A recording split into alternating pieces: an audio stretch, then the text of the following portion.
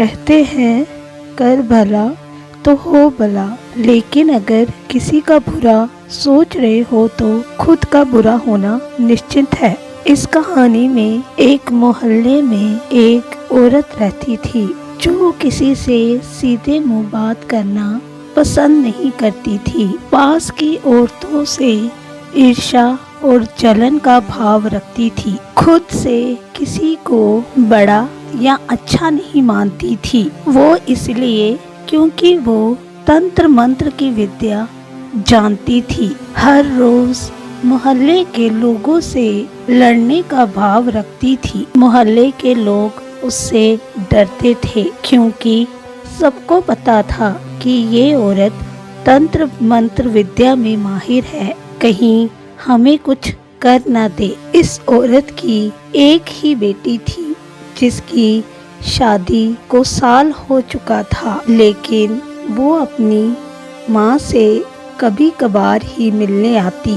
एक बार ये औरत बाजार कुछ सामान लेने के लिए जा रही थी तो मोहल्ले के रास्ते में एक पेड़ आम का लगा हुआ था जिस पर बच्चे चढ़कर आम तोड़ रहे थे। कुछ बच्चे नीचे से पत्थर मारकर आम को तोड़ रहे थे। तभी अचानक से ये औरत वहां से गुजरती है। तभी पेड़ पर चढ़े एक बच्चे से इसे देखकर हाथों से आम गिर जाता है जो सीधा इसके सिर पर आकर लग जाता है। ये औरत उसी वक्त बच्चों को भला बुरा कहने लगती है और जिसके हाथ से आम गिरा होता है उस बच्चे को कहती है, आज तुम्हें मैं नहीं छोड़ूंगी।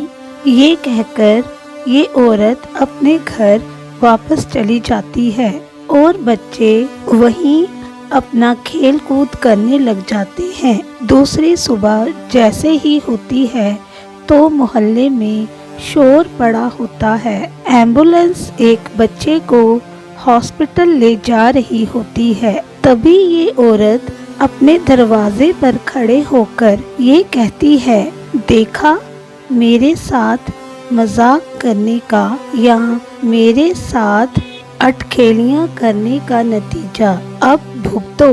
हंसती हुई औरत अब अपने अंदर चली जाती है। अभी एक हफ्ता बीता ही हुआ होता है तो उसके साथ के मकान की एक औरत अपने घर की साफ सफाई कर रही होती है। जैसे ही वो सीढ़ियों पर पानी फेंक रही होती है साफ करने के लिए, तो वो पानी हल्का सा इस औरत के दरवाजे पर पड़ जाता है। जैसे ही ये औरत देखती है कि उसका सारा पानी इसके दरवाजे के आगे आ रहा है तो ये औरत साथ वाली औरत के साथ झगड़ा शुरू कर देती है। लेकिन जो इसके पड़ोस की औरत होती है वो इसे बहुत प्यार से कहती है कि मैं आपकी भी साफ कर दूंगी सीढ़ियाँ, आप गुस्सा मत करिए। लेकिन ये ईर्ष्या से भरी औरत उस औरत को अलग ही नजर से देखने पर ही वो औरत का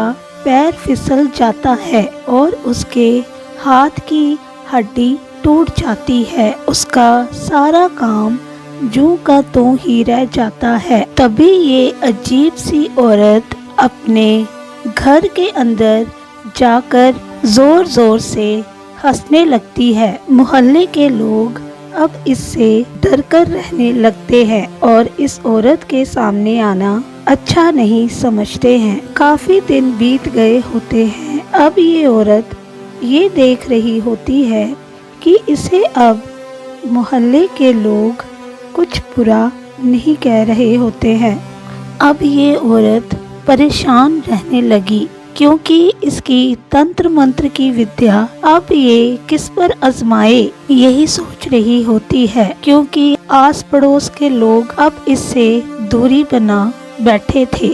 अब एक दिन इसने ठान लिया कि ये अपने घर पर खीर बनाएगी और पड़ोस के किसी बच्चे को खिलाएगी।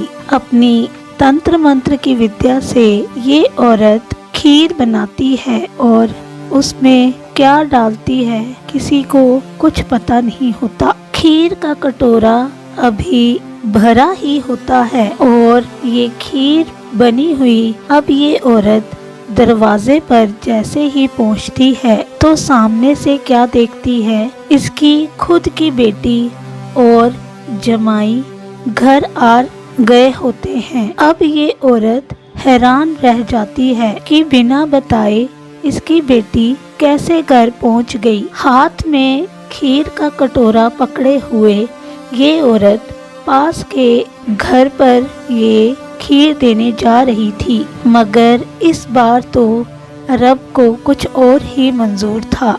बेटी अब माँ को गले से लगाती है और रोक लेती है, कहती है, माँ आज हम आए हैं, आप कहीं नहीं जाएंगी, हमारे साथ बैठिए। मुझे पता है कि आप ये ज्यादा खीर बना चुकी हैं, इसीलिए आप पड़ोस में बच्चों को देने जा रही हैं, लेकिन अब तो हम आ चुके हैं, हम ये खीर खा लेंगे। औरत के चेहरे का भाव अब उसका साथ नहीं दे रहा था, क्योंकि अपनी वो जो करनी थी वो अपनी बेटी से कैसे छुपाती। बेटी ने भी बातों ही बातों में वो खीर का कटोरा हाथ से ले लिया और सीधा किचन में चली गई। माँ की जुबान भी अब काम नहीं कर रही थी, क्योंकि अगर वो अपनी बेटी को रोकती तो असलियत पता चल जाती। बेटी भी खुशी खुशी रसोई घर में चली गई और वहाँ छोटी कटोरियों में खीर डालने लगी। बेटी ने कटोरियों में खीर डालकर बाहर बरामदे में बैठे अपने पति को एक कटोरी दे दी और दूसरी कटोरी खुद खाने लग गई। वो औरत अब कुछ कहने के कगार में नहीं थी, क्योंकि अगर वो कुछ कहती तो अपने जवाई के सामने लज्जित होती। तब तक उसकी बेटी ने वो खीर का कटोरा खा लिया होता है और जवाई भी खीर खत्म कर चुका होता है। वो औरत खड़ी खड़ी बिना बोले ही रह जाती है और सामने सोफे पर अपनी बेटी और जवाई की लाशें पड़ी देखती है। कहानी यही कहती है कि अगर आप किसी का अच्छा नहीं कर सकते तो बुरा मत करो, क्योंकि कहीं न कहीं ये लौट कर जरूर आता है।